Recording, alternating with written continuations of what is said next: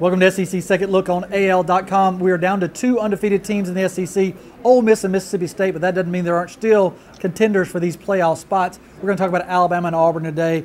Mike, the big loss to Mississippi State for Auburn last week against a very good team in Starkville. What do you think the Tigers' chances are still of making the 14 playoff? Well, I think obviously job one's running the table because the second loss pretty much dooms you anyway.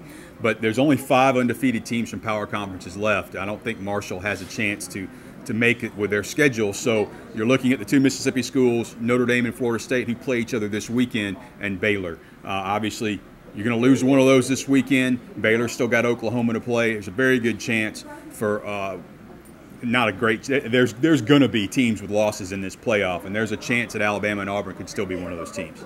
Let's talk about specifically with Auburn. I mean, running the table is the key.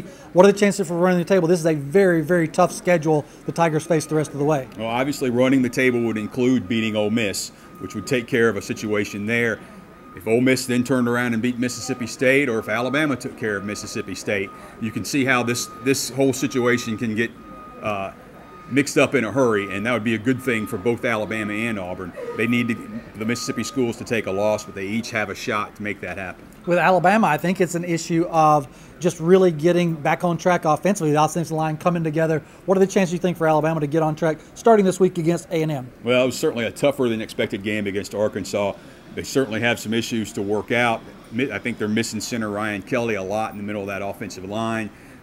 But, you know, they've got a stretch here where they can try to work that out. Texas A&M's defense is not very good, as we've certainly seen. This will be a good opportunity for them to get back on track, develop some rhythm on offense, and get the ball rolling toward the back half of the schedule. Both the Tide and Tigers have given up control of their own destiny, but still, by running the table, I think both are in great shape to have a shot at this top 4 playoff position.